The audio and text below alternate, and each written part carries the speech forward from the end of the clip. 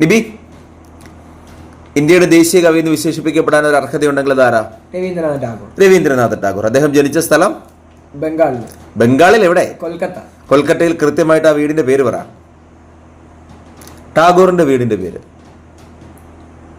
ജെർസംഗോ ഭവൻ. മസ്റ്റായിട്ടും ആ രീതിയിൽ പഠിക്കണം. ഹൈസ്കൂൾ, ഹയർ സെക്കൻഡറിക്കാർ. വീട്ടുപേരെന്താ? ജെർസംഗോ ഭവൻ.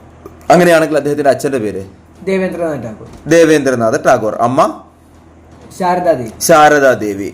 രവീന്ദ്രനാഥ് ടാഗോർ വിദ്യാർത്ഥികൾക്ക് വേണ്ടിയിട്ട് അദ്ദേഹത്തിൻ്റെതായ ഒരു പ്രത്യേക പഠന രീതിയും ഒക്കെ ആയിട്ട് ഒരു സ്കൂള് 1901 സ്ഥാപിച്ചു. ഏതാണത്?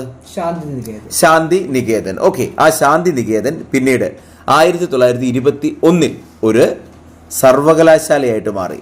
അത് വിശ്വഭാരതി സർവകലാശാല. ഓക്കെ, 1913 രവീന്ദ്രനാഥ് ടാഗോറിന് നോബൽ പ്രൈസ് കിട്ടുന്നത്. ഏതാണ് കൃതി? ഗീതാഞ്ജലിയിൽ പരാമർശിക്കപ്പെടുന്ന ഒരു ഇന്ത്യൻ ശാസ്ത്രജ്ഞനുണ്ട്. ജഗദീഷ് ചന്ദ്ര ബോസ്, JC ബോസ്. അദ്ദേഹം കണ്ടെത്തിയത് എന്താ പറഞ്ഞത്? ക്രെസ്കോഗ്രാഫ്. അതെന്തിനുള്ളതാ? ചെടികളുടെ വളർച്ച, സസ്യങ്ങൾക്ക് ജീവനുണ്ടെന്ന് കണ്ടെത്തിയ ആളാണ്. ചെടികളുടെ വളർച്ച. ഓക്കെ, ശരിയാണ്. ഇനി ആ രവീന്ദ്രനാഥ് ടാഗോറിന്റെ ഗീതാഞ്ജലി മലയാളത്തിലേക്ക് ട്രാൻസ്ലേറ്റ് ചെയ്തത് ആരാന്നറിയോ? ഭജനം പൂജനം ആരാധനയും സാധനയും ഹേ നൃത്തക സാധു നിജദേവാലയ മൂലയിൽ എന്തിനിരിക്കുന്നു നീ നിദ്രത കവാടം. ആരെഴുതി? ഒരു ക്ലൂ തരാം. അദ്ദേഹമാണ് ഇന്ത്യയിലെ ഏറ്റവും വലിയ സാഹിത്യ അവാർഡ് ആദ്യമായി കിട്ടിയ ആള്. മലയാളിയാണ്.